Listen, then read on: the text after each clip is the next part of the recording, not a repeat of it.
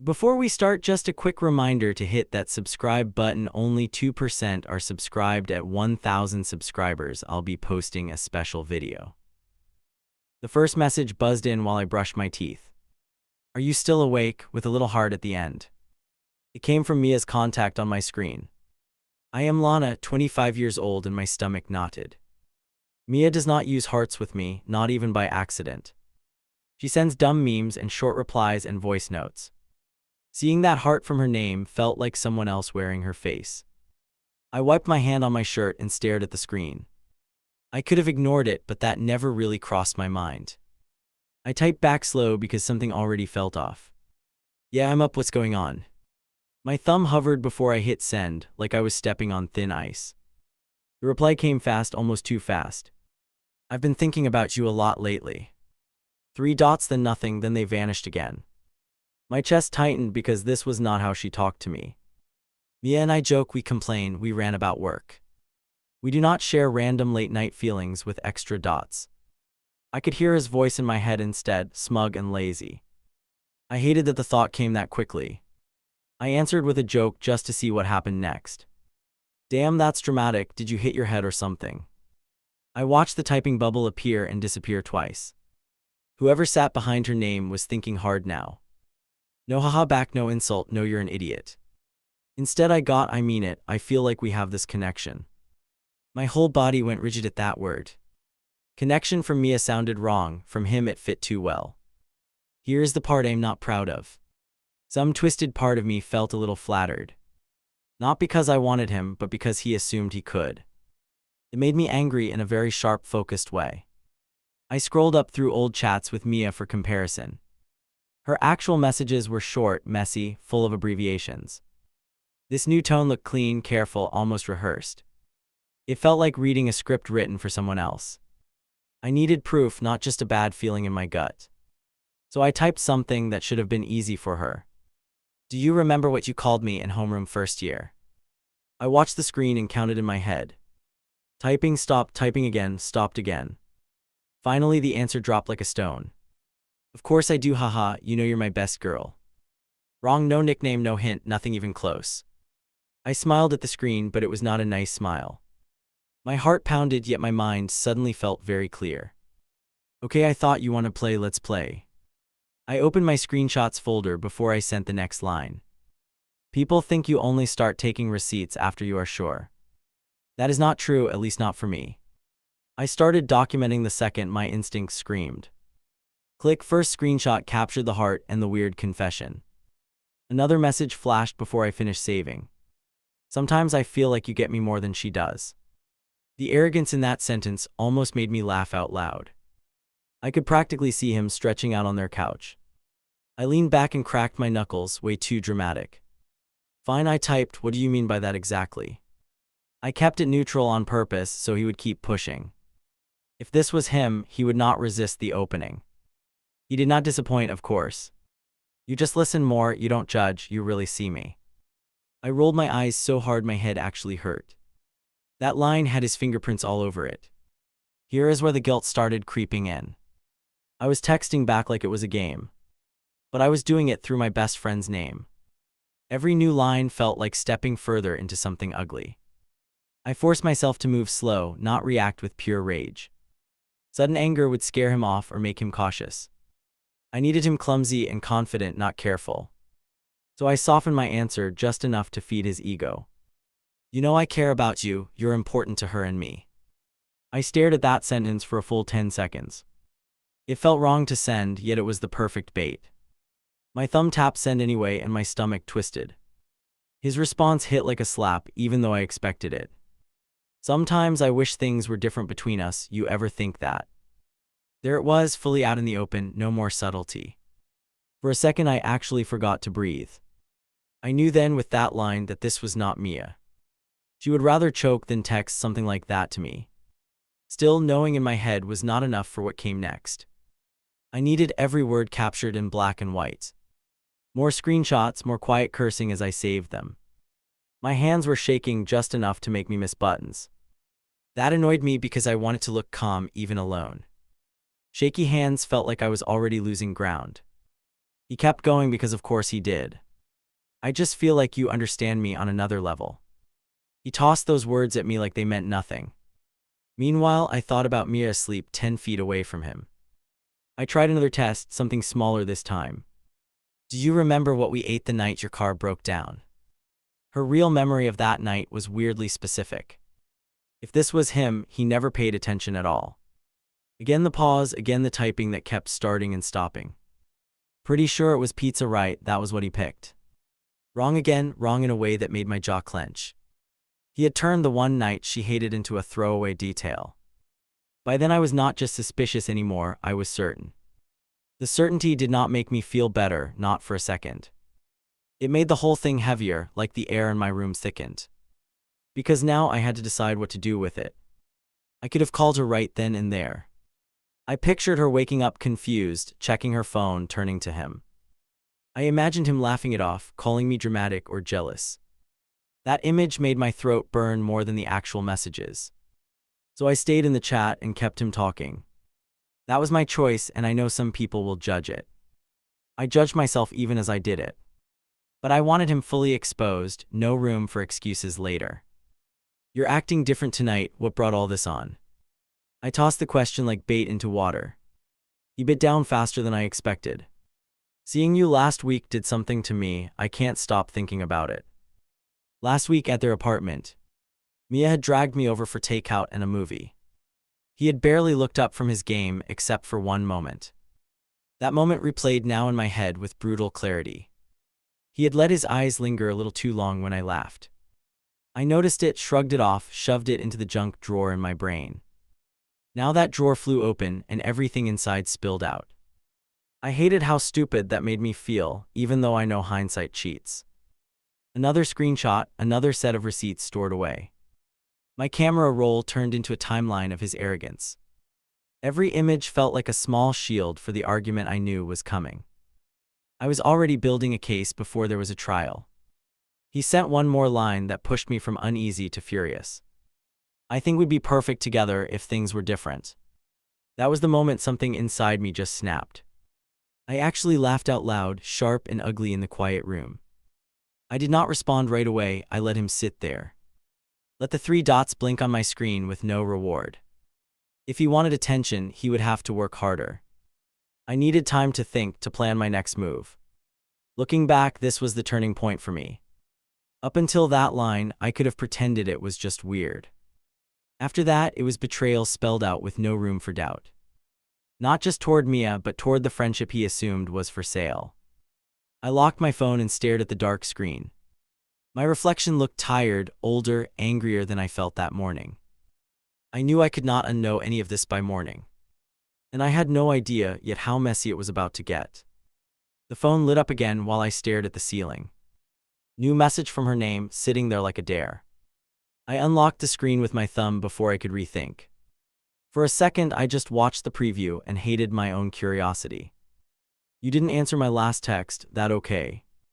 That line waited at the bottom of the chat. He added another right under it before I could type. I hope I didn't freak you out or ruin anything. I wanted to type yes, you ruined everything, stop. Instead, I forced my fingers to move slower than my pulse. You caught me off guard, I'm still processing, it's a lot. My chest tightened when I hit send because I sounded almost interested. I watched the typing indicator blink on and off again. You've always been honest with me, I can trust you, right? The irony of that question almost made me laugh out loud. He was borrowing her identity while asking for honesty. I decided then to stop pretending this chat was harmless. If I kept going, it had to be with a purpose. Not just doom scrolling through my own friendship blowing up live. So I set a clear goal in my head, get undeniable proof. Are you drunk right now, or is this actually you? I added a small emoji after, something she never used. I wanted him relaxed, not defensive, not suddenly cautious yet. If he felt judged, he would vanish back into her phone. No, I'm sober, I just needed to say it finally. Reading that made my skin prickle like I stood too close. He was framing this as some heartfelt confession, not cheating prep. I knew that angle would sound so noble when he retold it. I leaned my head back against the headboard and exhaled hard. You know this is complicated, right? It's not just about you. I stared at those words wondering when I turned into the responsible one.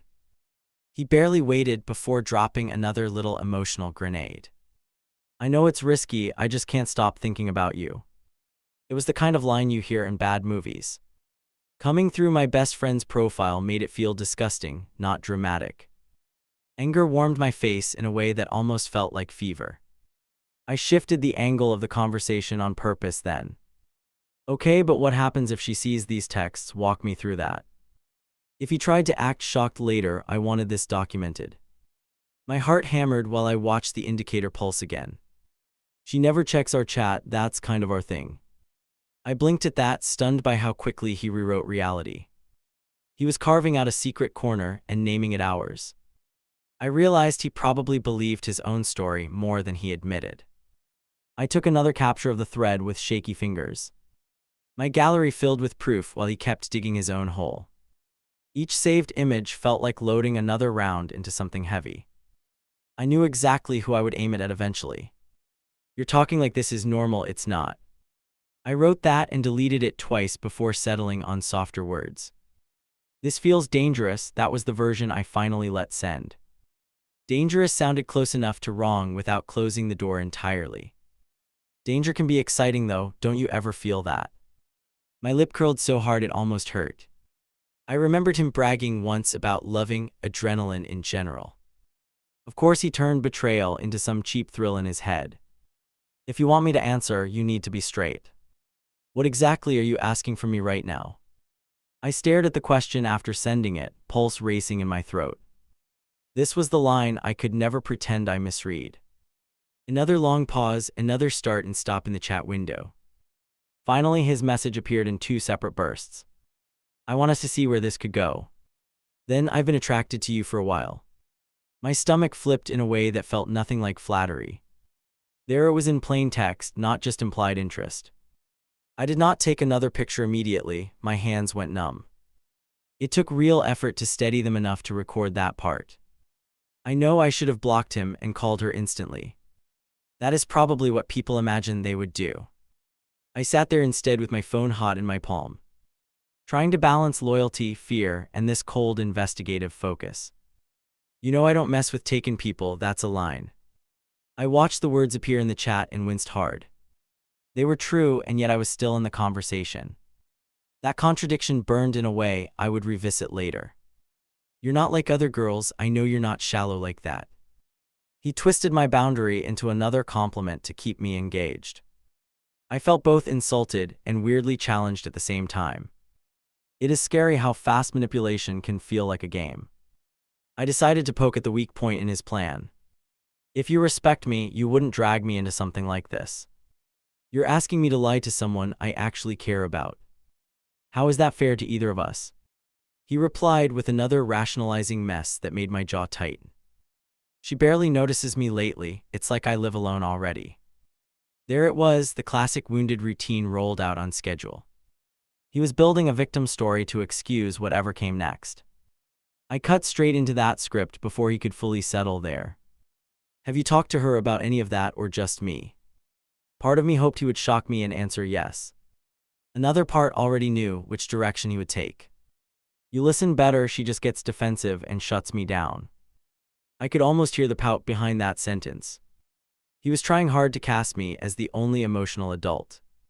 That image made me deeply uncomfortable because it almost worked. I switched tactics before I started softening without meaning to. Let's pretend I did feel something, what then? Are you thinking secret fling or blowing everything up? My fingers trembled over each word because this felt too close. The response popped up faster than I wanted. We don't have to label it, just see what happens privately. My throat tightened so hard it felt like it narrowed. He wanted all the thrill, none of the consequences touching him. I grabbed another set of images of the messages in chunks. Part of me wondered who I would be to him tomorrow. Would I be the villain in his retelling or the crazy friend? Either way, I knew he was rehearsing the story already. The longer we texted, the more aware I became of the clock. Every minute meant she stayed asleep with no idea. The reality of that made guilt crawl up the back of my neck. I kept going anyway, which is the part that still stings. I threw out a new test wrapped in casual wording. Do you remember that stupid nickname you gave me at that barbecue? Only he and I ever used it, and he barely remembered. If he nailed it here, I would know for sure it was him. He sent a laughing emoji first, then, babe, you know I never forget. My stomach dropped when I read that one short word. He had never called me that to my face, only her. Seeing it attached to my chat log felt like crossing another line. My reply took longer this time because I had to breathe. You've never used that on me before, bold move tonight. I tried to keep the tone light enough to lure more honesty. Inside, I felt like I was pressing on a bruise. You bring it out of me, there's just chemistry here. He leaned into that word like it explained everything. I stared at the screen and pictured him smirking in the dark. It made my fingers itch to throw the entire phone away. I forced myself to pause and check my own messages carefully. Nothing I sent promised anything real yet, just vague concern. Still, I knew screenshots could be weaponized out of context later. That thought pushed me to tighten every sentence from that moment. I'm not promising anything, I'm just trying to understand your head. That was the compromise I settled on after 3 edits. He responded with a long ramble about feeling unseen and restless. I let most of it roll past, eyes tracking only the useful parts. Between those lines, he slipped in smaller confessions he did not notice. He mentioned knowing her passcode, checking her apps when she showered. My heart lurched at that because it meant this probably wasn't new.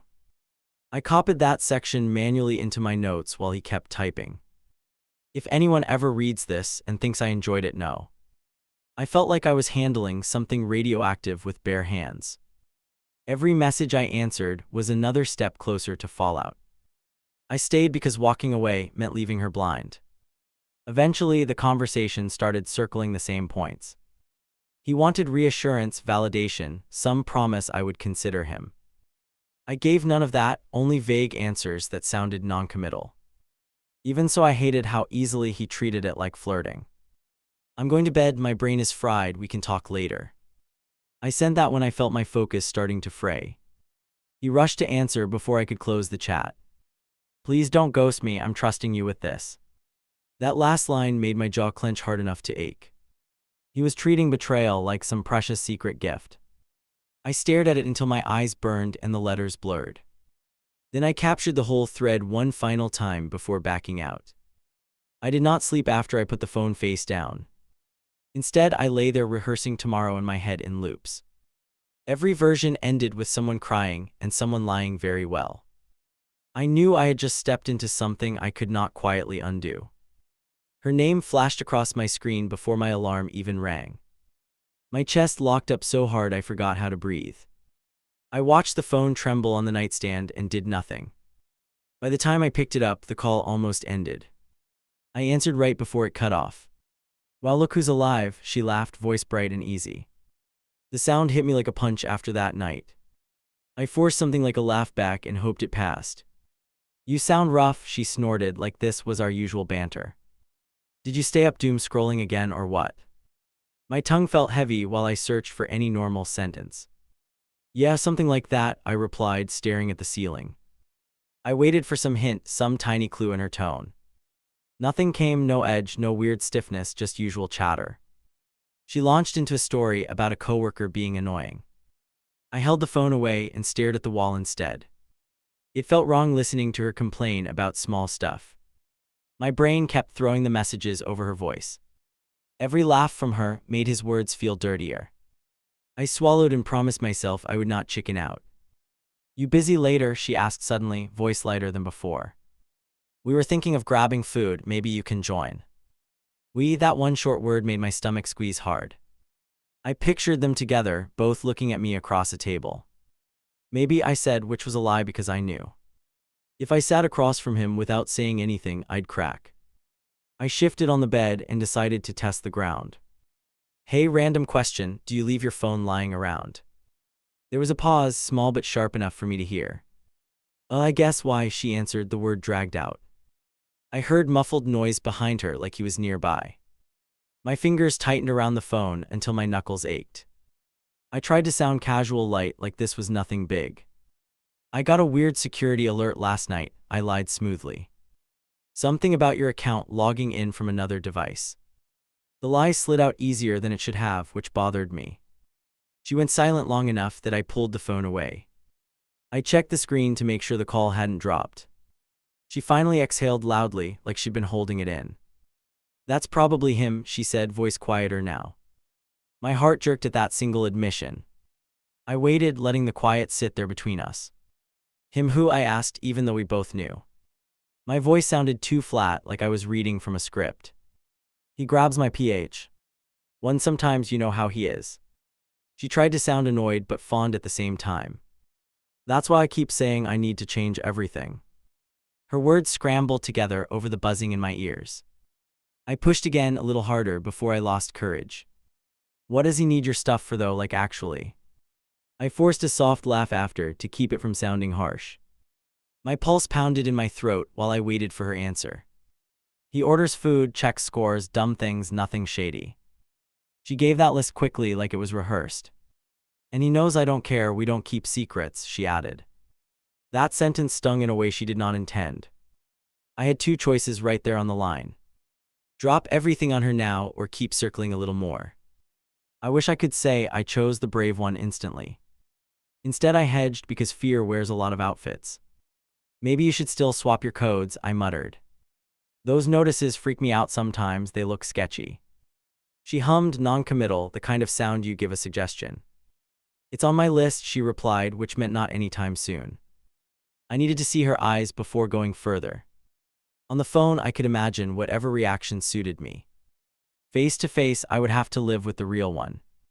So I grabbed that earlier invitation like a lifeline. "I can do lunch," I said, interrupting her mid-sentence. "I need to get out of my head anyway today." She brightened immediately, no suspicion, no hesitation at all. "Perfect, I'll text you where, it'll be good to catch up." Hearing that made guilt grind against my ribs. I mumbled something about needing coffee and ended the call. When the line cut, the quiet in my room turned heavy. I lay there staring at the cracks in the ceiling and swore. I ran through the conversation again in my mind. She had given him permission to use her phone loosely. She believed that meant safety, not a backdoor into her life. I could already hear him twisting that detail when cornered.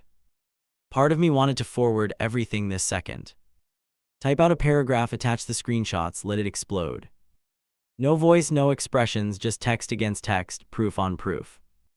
The simple version had its own ugly appeal. Another part pictured her sitting across from me later. Jaw tight, cheeks red, staring down at those lines involving us. I knew how raw that would feel, like I ripped her skin. Maybe I was delaying because I did not want to be the knife. By the time I forced myself out of bed, my decision formed. I would bring it up in person, at least partially. Ease into it, see her reactions, gauge whether she smelled smoke. If she brushed it off, I would drop the full fire. Hours dragged, each small task just filler around the real thing. I changed clothes twice, then hated myself for caring about outfits. I was not going on a date, I was heading into combat. The mirror reflected someone who looked more like a suspect than a friend. She arrived at the restaurant already waving, bright and relaxed. I spotted him in the driver's seat as she jumped out. He gave a quick salute through the window like nothing was wrong. My stomach twisted so hard I felt slightly nauseous. "Look who showed up," she grinned, pulling me into a hug. I stood stiff for a beat, then forced my arms to move. Her warmth made what I knew feel 10 times heavier. Over her shoulder, he watched us with that easy, casual grin. "I'll pick you up in an hour," he called, tapping the wheel. "Try not to gossip about me too much, ladies." He laughed like his life wasn't sitting in my camera roll. I swallowed down the urge to walk over and throw his phone. We stepped inside and found a small table near the back. She started talking immediately, rapid, almost hyper, jumping topics. Something in that speed made me think she was avoiding stillness. Maybe my guilt was loud enough that I saw it everywhere. "You okay?" she asked suddenly, squeezing a packet between her fingers. "You look like you've been hit by a truck today." I let out a short laugh that sounded wrong even to me. "Didn't really sleep," I answered, which was the honest part. "You overthink everything," she groaned, rolling her eyes at me. "What's spinning now? Work, money, exes, take your pick." She watched my face closely, waiting for the familiar topic. Her eyebrows pulled together as my silence stretched a beat too long. It's kind of about you, I finally managed, fingers locking together. She blinked, confusion flashing over her expression like a quick shadow. If it's about him leaving dishes again, I already yelled. She tried to laugh it off, but her shoulders tensed a little. It's not dishes, I said, voice lower than before. I pulled my phone out and turned it in my hands. Her gaze dropped to it, then back to my eyes. There was a flicker of nerves there, quick but real. I got something weird from your number last night, I started. I watched. Her pupils widened just a fraction at the word. What do you mean weird? She asked, her fingers going still. My pulse pounded so loudly I almost missed the question. I did not show everything, not yet, I split the truth. I thought it was one of your drunk rants at first, I said. It felt off, so I wondered if your phone glitched. I left out the part where I knew it was him pretending to be her. Her lips parted, then pressed together tightly for a second. Like someone hacked me, she whispered, leaning forward a little. The word hacked came from her, not me, which mattered. I shrugged one shoulder, non-committal, giving her room to fill blanks. Probably just him messing around, she added quickly, waving a hand. He grabs my stuff when I'm in the shower or whatever. She took a sip of her drink like we were discussing nothing serious. The gesture did not match the rigid line in her jaw. I watched that mismatch and felt my throat dry. You're okay with that? I asked, sounding more blunt than planned. She lifted her chin and held my stare a little too long. In relationships we share everything, she replied, each word deliberate. That answer told me more than any text could have. She trusted the idea of him, not his actual behavior. Criticizing his access meant criticizing her judgment directly. I realized any accusation would hit her first before it hit him. I looked down and scrolled to one of the softer screenshots. Nothing explicit, just enough to show a line being crossed. My thumb hovered over the image while my heartbeat climbed. If I turned the screen, there was no going back. Lana, you're scaring me, she muttered, voice dropping lower. The way she said my name made my chest tighten further. Is this something I can actually fix, or are you spiraling? That dig stung because I had spiraled before over smaller things. I hated that history gave him free cover now. I was suddenly very aware of how easily she could dismiss me. In her head, this might be another one of my overreactions. I swallowed hard and let my phone fall flat on the table. I'm not spiraling, I said, the word rough in my throat. But I did not like how he was using your stuff. I kept his exact phrases tucked away for a future round. For now, I needed to see which way she tilted. She stared at the dark screen, then at me again. You think he's creeping on people with my number? She asked. She tried to sound amused, but her knuckles had gone pale. The conflict inside her sat right there on her face. I think boundaries matter, even with people you love, I answered. I chose that word on purpose, something she valued deeply. Her mouth twisted like she had bitten into something bitter. We don't hide things, she repeated, softer this time, more stubborn. I realized then that pushing harder right now would snap something. If I dumped the full conversation in her lap at that table, she might defend him so fiercely that everything twisted back on me. Worse, she might run home and warn him before I could plan. So I shifted again, just a small step back from the edge.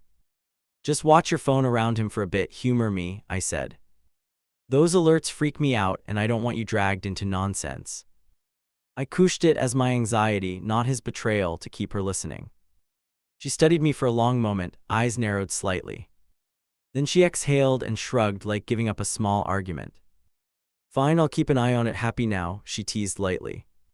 The joke landed wrong, but it kept the moment from shattering. We changed topics after that, at least on the surface. She brought up a show, coworkers, random stuff, anything but him. I answered automatically, brain half present, half inside my photo gallery. Under the table, my thumb hovered over those images again and again. When her phone buzzed near her elbow, we both jumped slightly. She flipped it over and smiled down at the notification. It's him, she said, and the way she said it hurt. Whatever he wrote made her cheeks soften, like nothing was wrong at all. Is everything okay? I asked, trying to sound normal. Yeah, just asking what we want for dinner later, she replied. She typed back quickly, thumbs moving with familiar ease. The same device that had hit on me last night sat in her hand. In that instant, I understood something I had been dodging. I was not just up against one lying boyfriend with my receipts. I was up against her idea of their relationship and her pride. And I knew I would need something much bigger than hints to break through. "Send me everything now" popped up on my screen. No greeting, no emoji, just that one sharp demand. I sat on the edge of my bed and watched it pulse. My throat felt tight while my thumb hovered over the gallery. I had been waiting for those words and still froze. Part of me wanted to pretend I never saw them.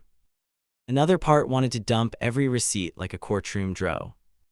But in the end, I picked a middle road that still felt brutal. I selected the long thread where he crossed the line hardest. Not all of it, not the very worst phrasing, not yet.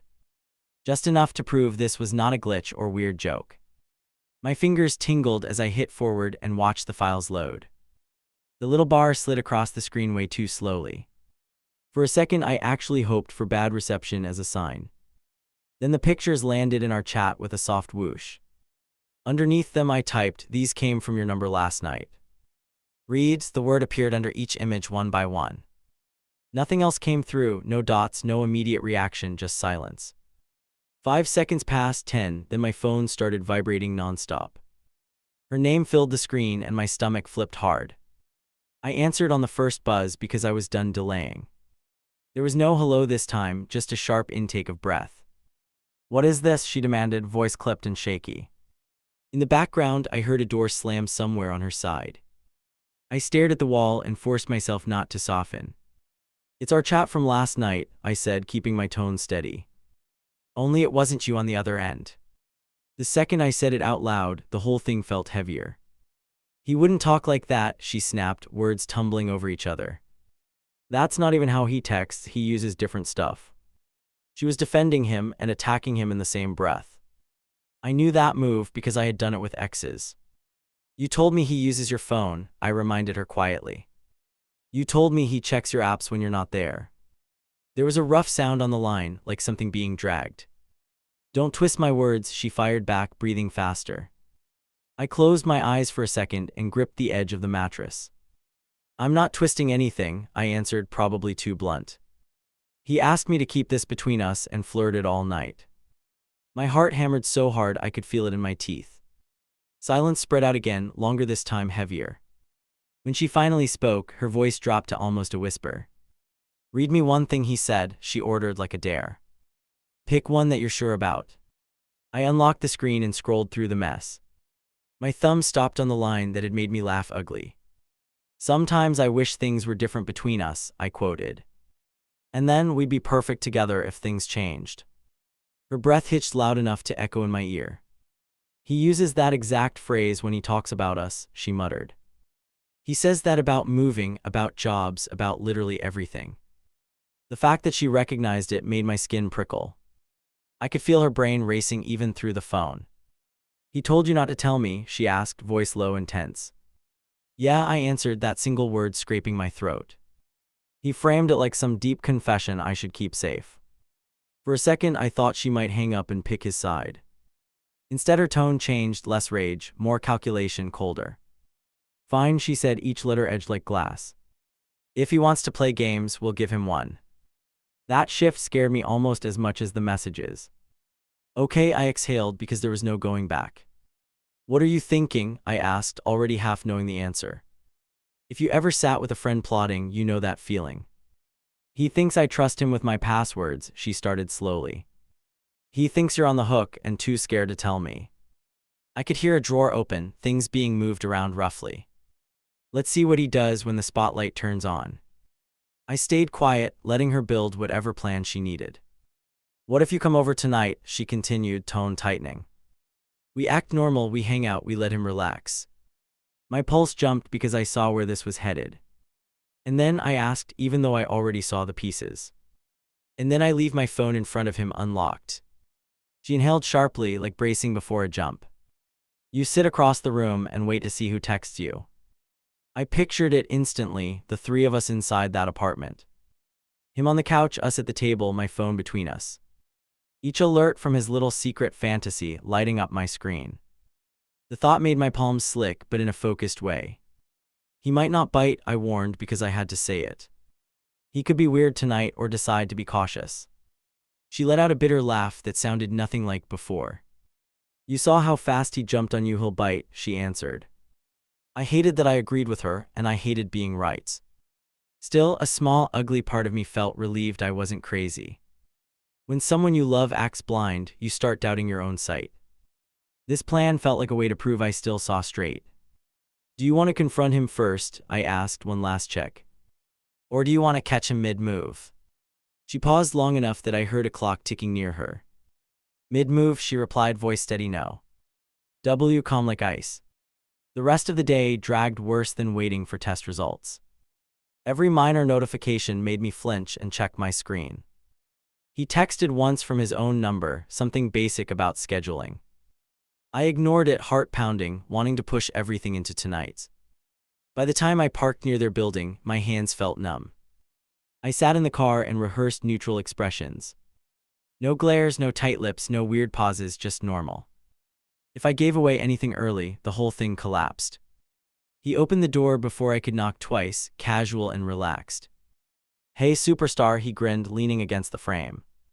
That old nickname made my skin crawl now instead of glow. I forced a small smile and stepped past him without brushing. He clapped my shoulder lightly as I passed like we were buddies. Everything in me wanted to shrug him off hard. Someone looks serious, he joked, heading back toward the couch. You bringing work drama in here or what? I'm just tired, I answered, dropping my bag near the table. My voice sounded flat to my own ears, but he didn't notice. Mia appeared from the kitchen, wiping her hands on a towel. Her eyes met mine for a second, wide and laser sharp. That tiny look held the whole arrangement between us. I gave her a quick nod and started rambling about traffic. He complained about sports or something in the background, not listening. It was almost impressive how normal he could act while lying. Can you grab my phone from the counter? She called to him. I'm logged into our food app already, just pick what you want. She turned away quickly like it was nothing and started opening cabinets. I felt my pulse spike because there it was, our first invitation. He moved past me again and slipped into the kitchen. I heard the dull tap of a device picked up off the counter. A moment later, he strolled back with it in his hand. Finally, real priorities, he joked, dropping onto the cushions. Mia shot me another quick glance and walked over to me. Come help me decide sides, she muttered under her breath. We stepped toward the opposite end of the room together. From there we could see both him and the phone clearly. I pulled out my own device and set it on the table.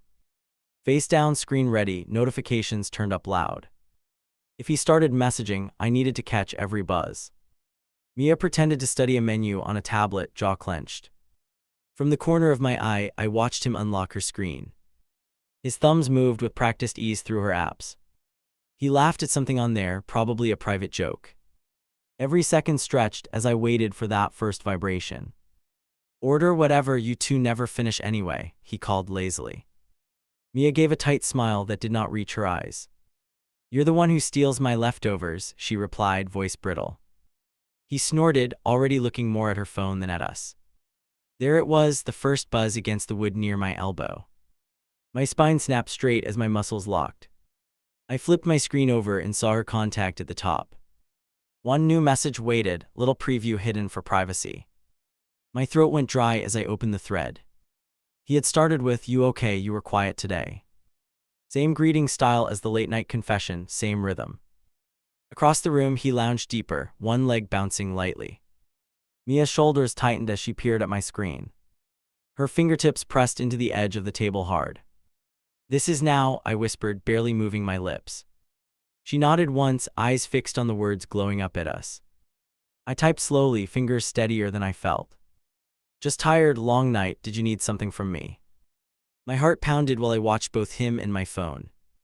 He glanced toward us once, then back down, already hooked. Another buzz, another line from her name that wasn't hers. I keep thinking about our conversation, about how strong it felt. He was reusing the same emotional script he'd tested before. Hearing it echo made me feel sick and weirdly vindicated. Mia's breath came out in a short, uneven gust. He writes like that to you, she hissed under her breath. I didn't answer because the evidence sat inches from her face. She covered her mouth with her hand and kept reading anyway. I answered with a vague, I don't know if we should keep this going. No emojis, no warmth, just cautious curiosity. Across the room, he read the response and smiled to himself. Seeing that tiny self-satisfied curve made my hands shake with rage. He shifted his weight, more relaxed now, phone balanced easily. Another message hit my screen almost instantly. I can't pretend I don't feel something, you get me on another level. The recycled line landed like a slap, even though I expected it. Mia's fingertips dug deeper into the table edge. That's his line when he wants something, she whispered. He uses that when he wants favors, when he wants forgiveness. Her voice sounded raw, stripped of all the earlier bravado. I risked one quick glance over at him, then backed down. He was leaning forward, elbows on his knees, fully invested. Whatever show he had on was just background noise now. He was locked on our thread like it was his favorite hobby. Ask him something he can't dodge, she murmured, eyes bright. Make him say my phone is safe with him. There was a cruel logic to that request I fully understood. If he lied there, it would cut through every excuse later. I typed with deliberate care, making each word land. Are we crossing a line here, using her stuff like this? My fingers shook on the last part, but I kept it visible. Then I set the device between us so we could both watch. He stared at her screen longer this time, leg bouncing faster. I watched his jaw move as he clenched and unclenched it. Finally, he started tapping again, slower, picking every word. On my end, the reply arrived in 2 separate bursts. She trusts me with everything, she knows I'd never hurt her. And you're safe too, this is just between us, no drama. Reading that while literally hiding from him, with her felt insane. Mia let out a rough laugh that sounded closer to a sob. That's it, she muttered, straightening her back. Her decision clicked into place right there in front of me. I could almost see her shutting a door behind her eyes. Ask him if he ever thought about leaving her, she added. I hesitated because even for bait that felt vicious. But he had already crossed every line and set himself on fire. So I pushed the words out and braced myself. Would you ever tell her about this, or are we just secret fun? He stared down at her device like he was weighing something huge. From our side, we could see the tips of his ears redden. He swallowed hard and glanced toward the hallway, checking for her. She remained still beside me, face carved into something unreadable. The answer came through with a soft chime that felt loud. She'd never understand us, this is just ours, no one has to know. Those 3 sentences hit her harder than any screenshot earlier. I watched her flinch like each one landed somewhere tender. Her fingers trembled as she reached for my phone. She scrolled up through the thread, reading his earlier warmth. Watching her trace the digital trail of his stupidity felt brutal. In that moment, I hated him more than I thought possible. You have enough, I whispered, almost afraid of my own voice. She nodded once, then set my device down carefully. Her face smoothed out into a calm I didn't trust. Then she turned toward the couch with a slow, deliberate pivot. Hey, she called out, her tone suddenly bright again. He looked up, relaxed, clueless, phone still in his hand. Who are you talking to so much? She asked, strolling closer. My pulse hammered as I watched his eyes flicker to her screen. He smirked, starting to lift the phone like it was nothing. Just ordering food and checking in with people, he shrugged. His gaze darted past her toward me for a split second. That quick flash of worry was the first crack in his mask. She stopped in front of him and held out her palm. Let me see, she said, no more fake cheer in her tone. The air in the room swung from casual to dangerous in one breath. He hesitated, fingers tightening ever so slightly around her device. He pulled her device back an inch instead of handing it over. That tiny move changed everything in the room. Mia's eyes dropped to his hand, then up to his face. Why are you hesitating? She asked, voice sharp and controlled. I'm literally ordering dinner, calm down, he chuckled too loud. He tried to give her that lazy grin he always used. It slid right off her this time, like it hit a wall. Then let me look while you order, she countered, palm still out. He didn't move. His fingers curled tighter around the phone. For a second none of us spoke, even the TV felt distant. My heart thudded so hard I could hear it in my ears. She stepped closer and closed her hand over his wrist. Give it to me. Each word landed like a separate hit. He tried to laugh again, but his arm tensed under her grip. "This is insane, you're making a scene over nothing." He tried to yank his hand back and she yanked forward. The device jolted between them in a quick, ugly tug. I stood halfway between the table and couch, completely locked in place. "Stop acting like I'm crazy," she snapped, eyes blazing. He opened his mouth to talk, but she cut across him. "If it's just food, let me see the screen." The way she said screen made it sound like weapon, not glass. He finally loosened his grip with a scoff. "Fine, you want to invade my privacy, go ahead." He dropped the phone in her palm like it disgusted him. My stomach twisted because that word privacy almost made me laugh. She didn't respond. She just turned the device toward her and tapped the display. Her expression went blank, and tight, then something else I can't name. I watched her pupils flick left and right as she scrolled. He shifted on the couch and glanced at me. "Can you tell her she's being ridiculous?" he muttered. His tone hit a nerve I didn't know was still raw. I kept my mouth shut because this wasn't my line yet. Mia's voice cut the air. "She'd never understand us, this is just ours, no one has to know." She read it word for word from the chat window. Hearing it out loud made my skin prickle all over again. He flinched, then plastered on a confused smile. "That's not what it looks like," he started, leaning forward. She looked up slowly, eyes burning straight through him. "Then explain what exactly it looks like," she replied. He dragged a hand over his face and blew out a breath. "We were just messing around, it was a joke gone wrong." He pointed at me with two fingers, quick and accusing. She started flirting and I matched her energy, that's it. That sentence knocked the air out of me. My jaw dropped before I could stop it. "Are you serious right now?" I asked, voice rising. "You were the one who—" "Shut up," Mia snapped, and I actually did. Her glare flicked to me like a knife, then back to him. "Do not try to pit stories against each other yet," she said. I closed my mouth and bit the inside of my cheek hard. He latched onto that moment like it was a lifeline. "Thank you," he scoffed, throwing his arms out wide. "She's had a thing for me for months, you know that." The words came smooth, rehearsed, like he'd practiced alone. My face burned hot enough to make my eyes sting. "That is not what happened," I said, lower now, steadier. I stepped closer to the coffee table, hands hanging uselessly. "You used her login to hit on me behind her back." He waved a hand at me like swatting a fly. "She's dramatic, you know how she gets when she's lonely." He turned back to Mia quickly, voice dropping into a softer tone. "I wanted to show you how far she'd go, that's all." For a second, and I hate admitting this, she wavered. Her mouth parted, her shoulders dipped, doubt crept in.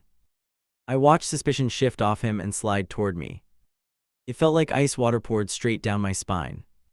"Then why does it sound like you?" she asked quietly.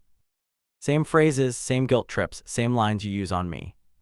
She held the device up as if comparing handwriting. "Do you think I don't recognize your patterns by now?" His jaw clenched and unclenched, eyes narrowing.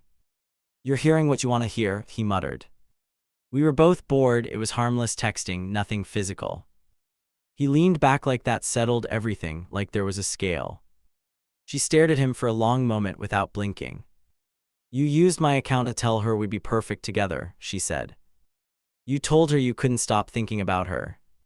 Her hand shook once before she tightened her grip again. He threw his head back with a bitter laugh. "Wow, you memorized every syllable," he scoffed. "You never listen that closely when I talk about us." That twist hit her right where he wanted. I watched the words land in her chest. She breathed in slow and jagged. "Do you hear yourself?" I cut in, unable to stay quiet. "You got caught and your first move is blaming both of us." He swung his gaze toward me like a spotlight. "You loved it," he snapped, eyes hard now, mask gone. "You could have blocked me, you kept answering all night." His voice bounced off the walls, hot and ugly. He wasn't wrong about that part, which made it worse. My throat tightened, but I forced myself not to look away. "I answered enough to prove it was you," I said. "That's the only reason I stayed in that chat." "Convenient excuse," he shot back, lip curled. "You never told her until you had some perfect little story." His hands chopped the air as he talked, wild and frantic. "Now I'm the monster and you're some loyal saint, right?" Mia slammed the device down on the table so hard it rattled. Stop twisting, she snapped, voice suddenly loud and sharp. Both of you just shut up for a second. The command froze us like someone hit pause. She pressed her fingers to her temples and shut her eyes. When she opened them again, they were shiny and furious. You lied by using my account, she said, pointing at him. You flirted back longer than I can process, she said to me. That second pointer hit me almost as hard as the first. She wasn't wrong there either, and it stung. I knew that would follow me long after this night ended. I swallowed, heat rising up the back of my neck. I shouldn't have played along, I admitted, words tasting bitter. I thought catching him in his own pattern would protect you. My voice shook a little, but I kept going. I'm not proud of how far I let it go. He snorted, rolling his eyes dramatically. She enjoyed the attention, that's all this is, he muttered. She's always been jealous of us, you know. That. There it was again, that word jealous, tossed like trash. Something inside me snapped clean at that. Jealous of what? I exploded. The part where you sneak around with people's accounts. My hands were shaking outright now, fingers curling into fists. Enough, Mia shouted louder than before. We both fell silent fast. I can't hear either of you when you're busy performing. That word performing made both of us flinch. She turned to him first, breathing hard. You told her I'd never understand, she said quietly. You told her this was just between you two. Each sentence dropped slower, heavier. He opened his mouth, closed it, then tried again. I was venting, you haven't exactly been present lately. He reached for her with one hand, palm up, pleading. You work late, you come home exhausted, I feel invisible. Hearing that made my chest ache in a weird sideways way. Because that part held some truth and he weaponized it. She stared at his hand like it was covered in ash.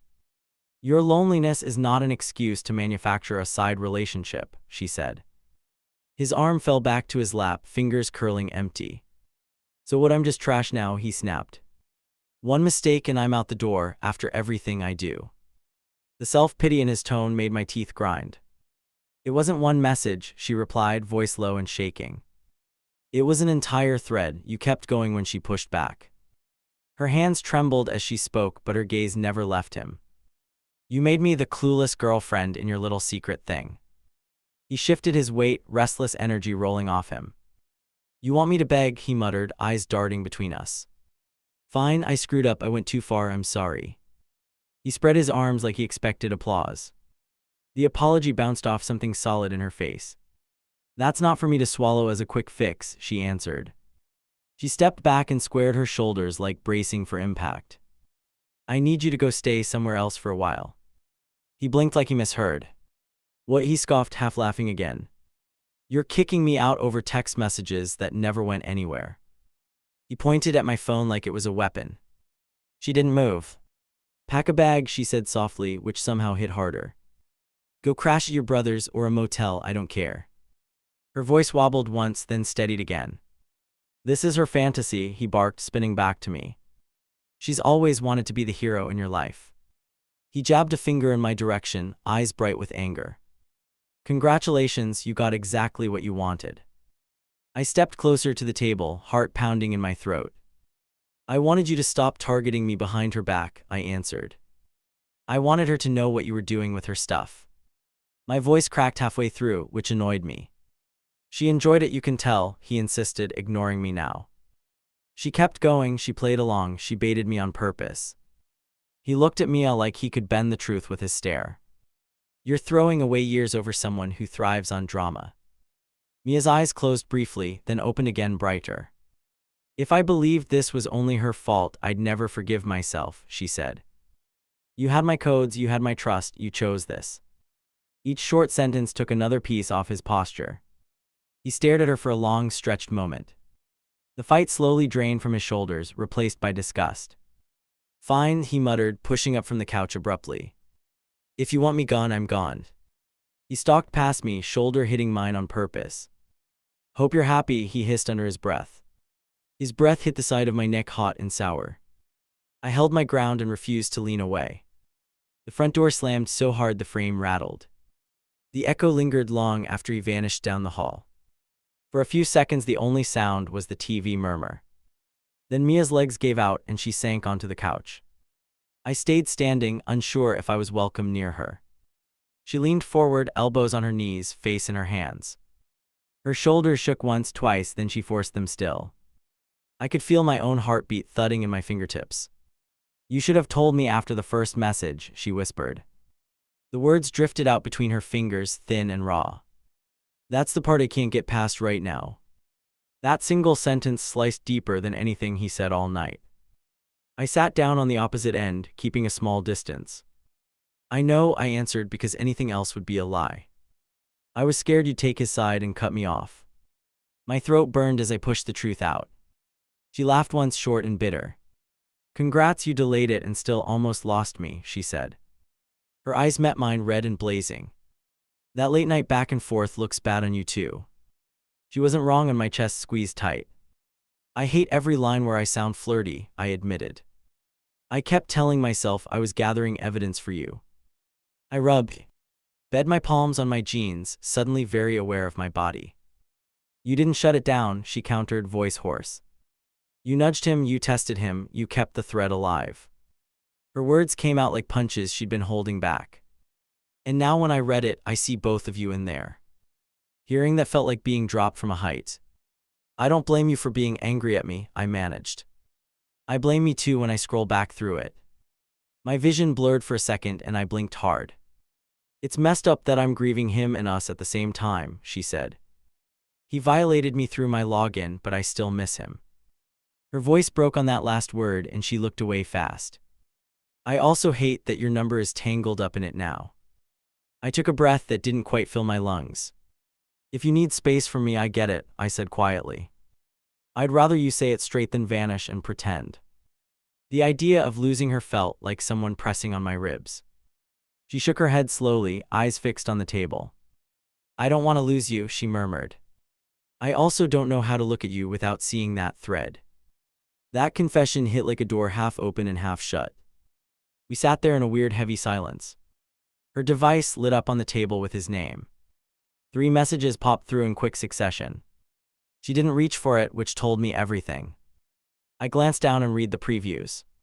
First one long, apologizing and promising to change. Second one blaming me again, calling me obsessive and unstable.